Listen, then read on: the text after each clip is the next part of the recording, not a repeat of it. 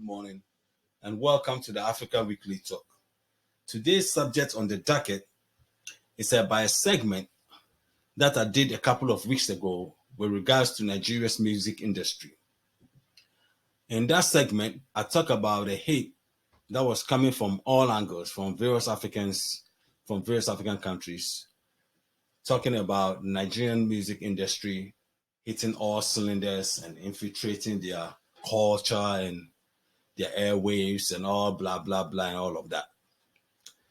Out of that segment, I also got a lot of comments from various people from all over Africa as well as all over Europe, America, pretty much everywhere in the world.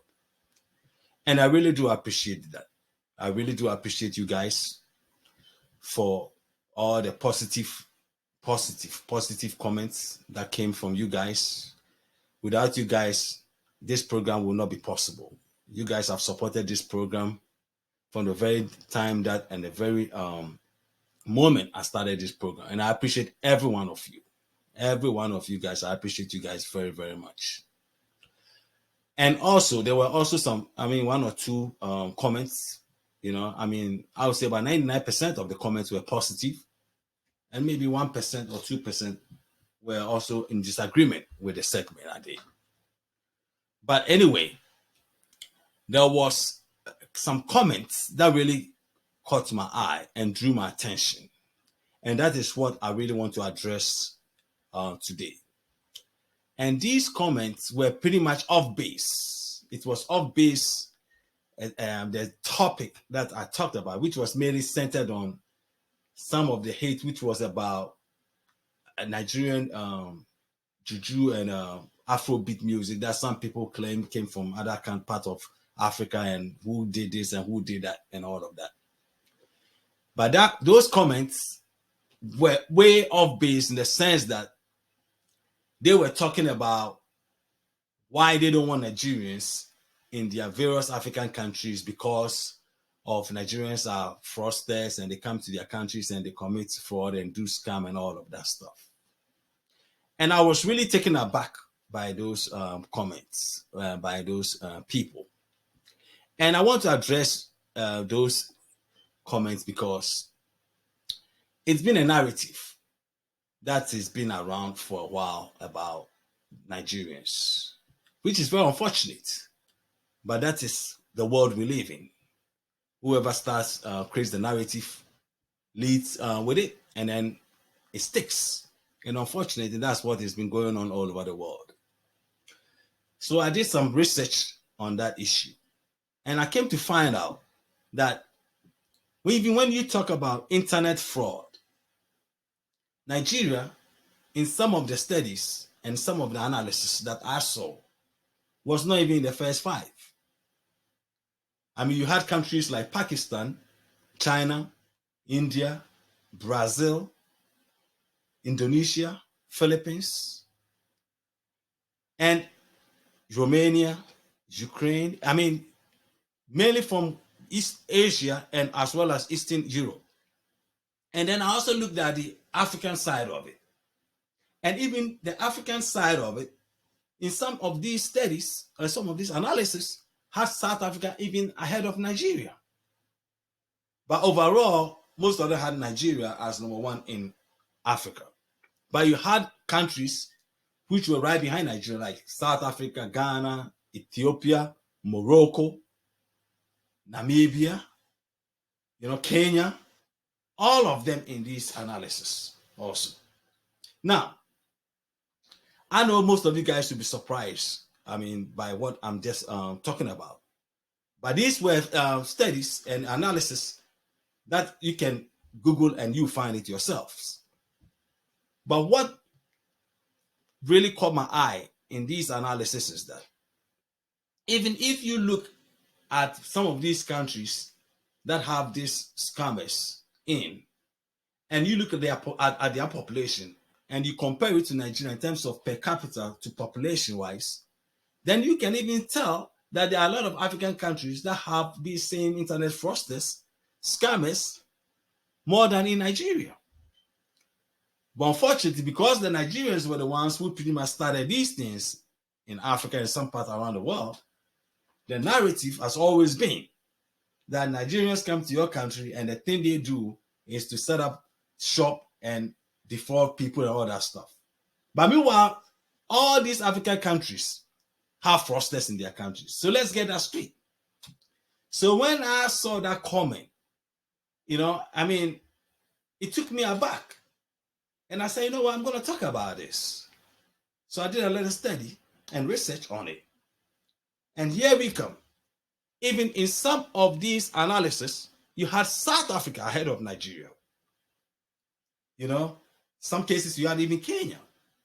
So basically, yes, it's true that the Nigerians are known. I've done this and somehow it has stuck. The narrative has stuck and it's known. But let's not forget that all of us as Africans in various African countries as well, we have scammers in our own backyards. So when we're talking about we don't want Nigerians in our country because they come in scammers and all that stuff, man, my friends, brothers and sisters, you have them in your countries as well. So it's not the Nigerians only coming to your countries to do internet fraud or scam people. You have various scammers in your various African countries, and you guys have to admit that. Yes, Nigerians have been doing this for quite a while, so they've been known around for doing it. But let's not take away the fact that you guys also have these scammers in your various African countries. And in some cases, most of these scammers in your countries have done a lot of harm to your countries than the Nigerians will come and do in your various African countries. Okay? So, let's be real. Every African country has scammers there. I was even surprised to see Morocco in it. But Morocco is part of it too. So, let's come to terms that scamming right now is all over Africa. It's not just Nigerians coming to your countries to come and scam you guys. You have your own natives. Majority of your own natives.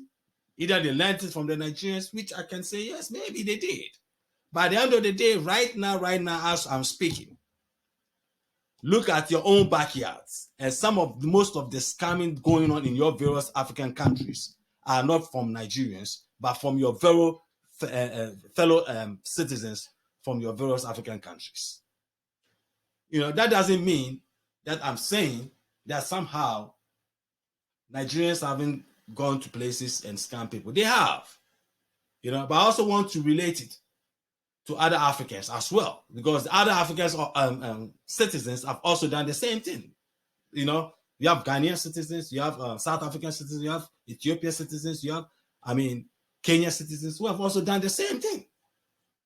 But I get the numbers. I get it. Because if you look at the numbers, in terms of population, yes, Nigerians are the highest population in Africa. So definitely it's going to show more Nigerians in it, this kind of business.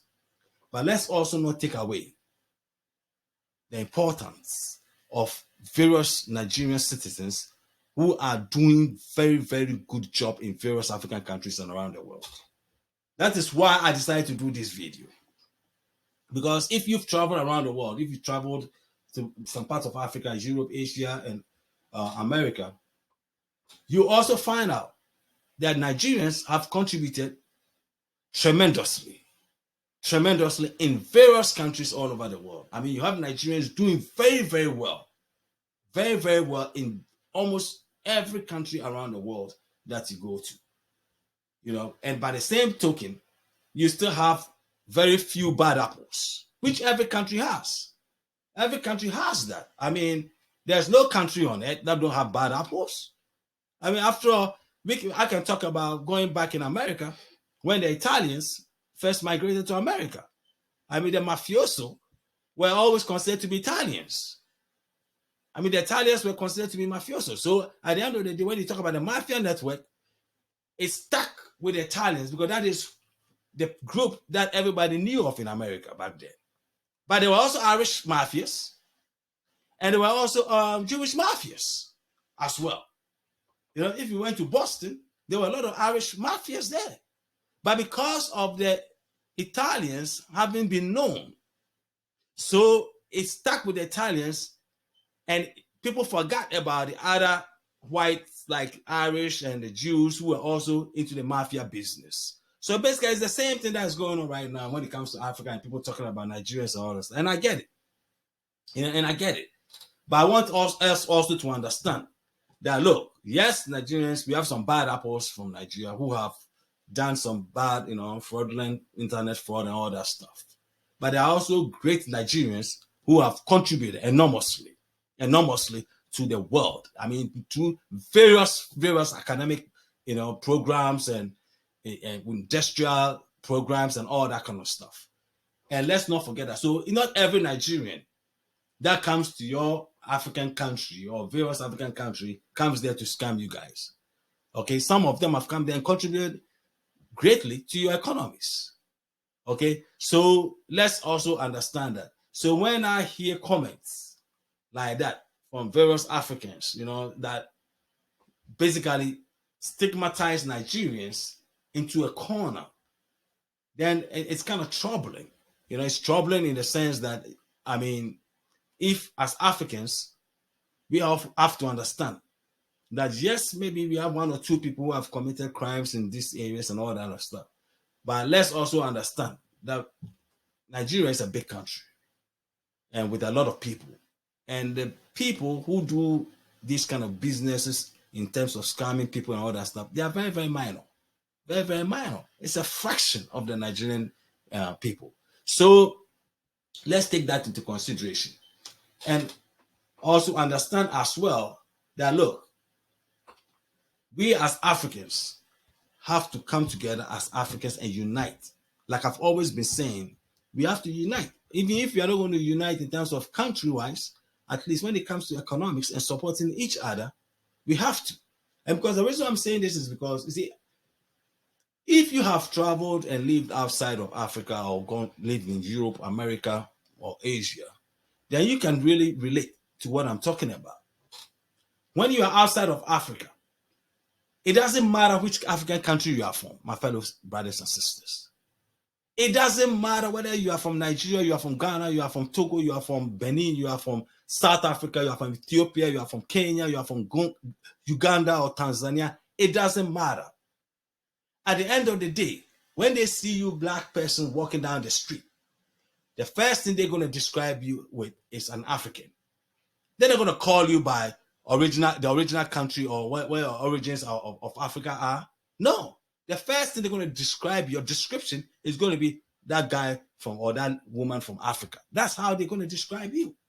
So if you know that, especially those of us who have lived outside and who have been to various countries around the world, then we understand that as Africans, we have to come together in so many areas so that we can also put up good narratives about ourselves. Yes, I get it. I mean, in terms of this particular issue, in terms of the issue that the fellow brothers or sisters raised in terms of the Nigerian scams and all that stuff, I get that because that's been the narrative, But let's also not feed into all of that stuff.